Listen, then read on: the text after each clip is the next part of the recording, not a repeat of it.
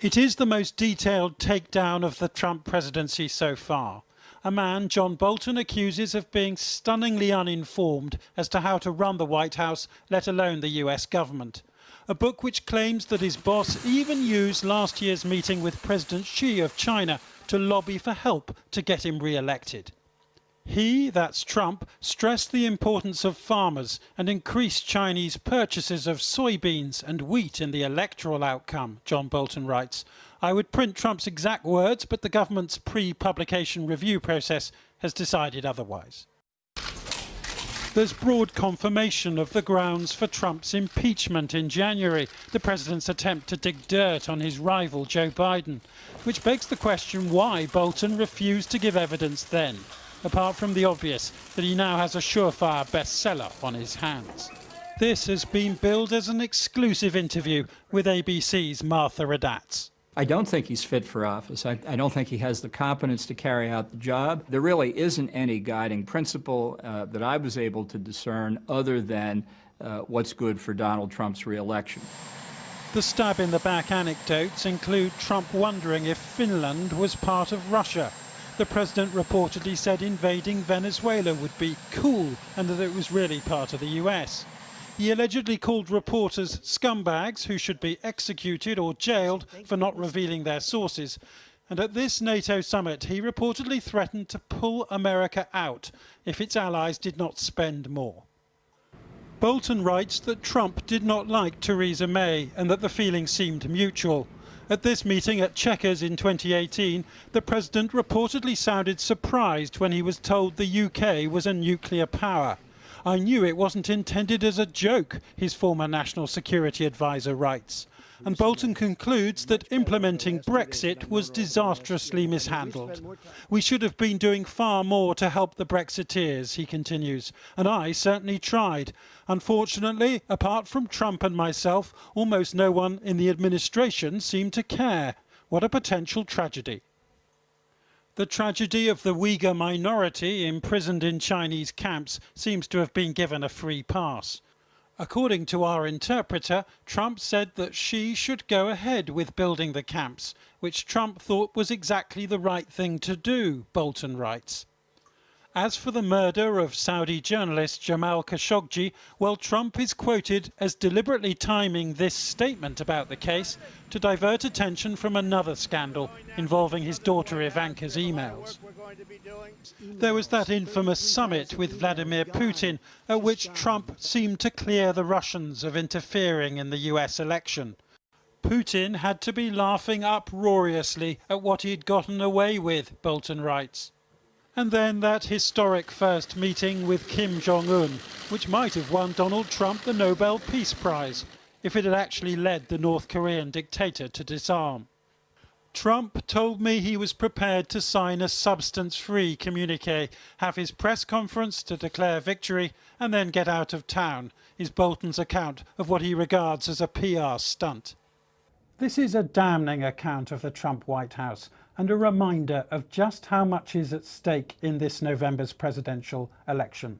John Bolton reveals that both Boris Johnson and Theresa May used to tease him over his hardline views as a diplomatic gambit.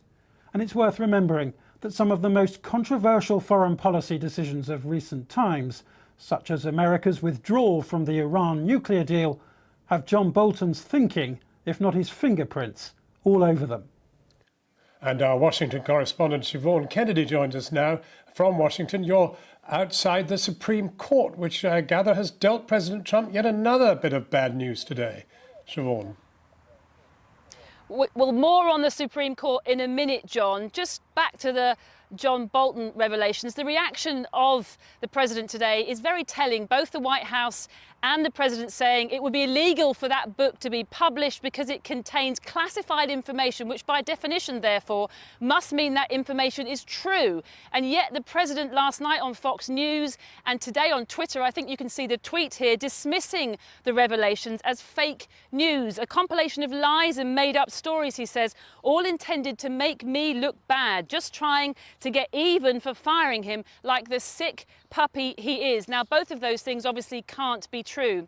The bigger question is, what impact will these revelations have right now at this moment? And you could argue really that they won't have much of an impact at all. And that's what's got the Democrats so miffed, because back in January, they begged John Bolton to give testimony in front of the impeachment trial. He had made it known, John, that he was sitting on some very juicy evidence that could have affected the outcome of the trial. And yet he refused to stand and give evidence. He hid behind a White House ban, and he said that if they subpoenaed him, that he would sue. So you can imagine how angry they all are now that he's come forward with these shocking revelations just in time to sell his new book, John. And what about the Supreme Court today? What have they done? Well, you will recall in 2012 that President Obama brought in what he called the Deferred Action for Childhood Arrivals legislation, or DACA, that was intended to protect the immigrant children of undocumented migrants, the children that were brought here by undocumented migrants. President Trump has done all he can since 2017 to dismantle that legislation, but today the Supreme Court blocked his bid to do that. It was the second big decision by the Supreme Court that went against the president this week, and he, doing just what John Bolton says, manages to turn every moment into an electioneering opportunity. He tweeted in not very nice language, John, to his supporter base that the decisions of the Supreme Court were like shotgun blasts, he said, into the face of people who call themselves conservatives and Republicans. And perhaps knowing that he is 9 points behind Joe Biden in the polls, he ended that tweet with "Vote Trump 2020. John. Well, joining us now from Washington, D.C. is Liz Harrington. She's spokesperson for the Republican National Committee. Will the National Committee enjoy that sort of language about the precious Supreme Court of your country?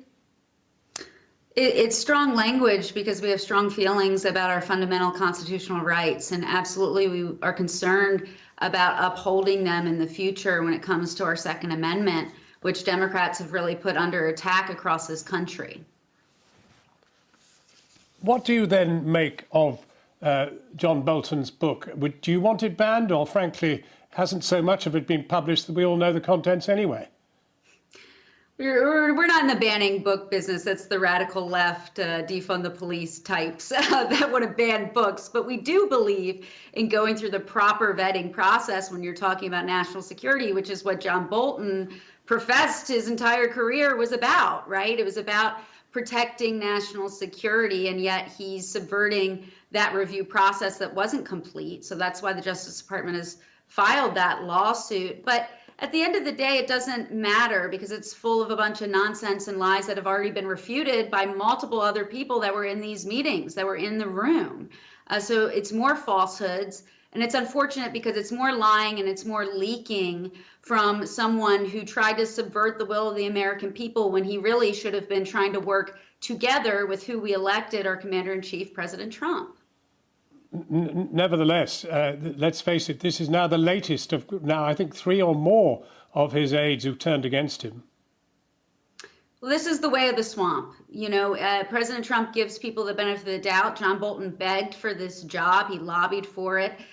He praised President Trump and the administration ad nauseum for months to try to get this job. And then, unfortunately, all he does is try to set up his own cabal of people working outside of the will of the American people. Nobody ever elected John Bolton, and we've seen this again and again. It's the swamp. You lie, you leak, you don't understand the will of the American people, you act to subvert it, you think you're smarter and better than everyone else, you fail, but then yet you still find out how to cash in and make money off of it. Nevertheless, we are learning all sorts of things from this book, not least that he thought Finland was part of Russia. How on earth you could think that was a rather amazing thing. And also that he didn't know that Britain was a nuclear power. Why should this man be the president of so important a country as America? Why should you believe anything that John Bolton has said? He was the one who lied about intelligence, who brought us into Iraq. I mean, this is all of his accounts have already been disputed by people that were there. And including all of the things that he said during the impeachment charade, which he said would not change the outcome of anything. So I don't trust anything that John Bolton has said in this book. It's a bunch of lies, and clearly we know what it's about. When you talk about publicity stunt, it's all about selling books. It's only about his interests and not the interests of the country. And when you look at President Trump's track record, he's actually delivered on a strong national security. He took out Qasem Soleimani. Elizabeth Harrington. He withdrew from the Iran deal. He's had a strong American national defense.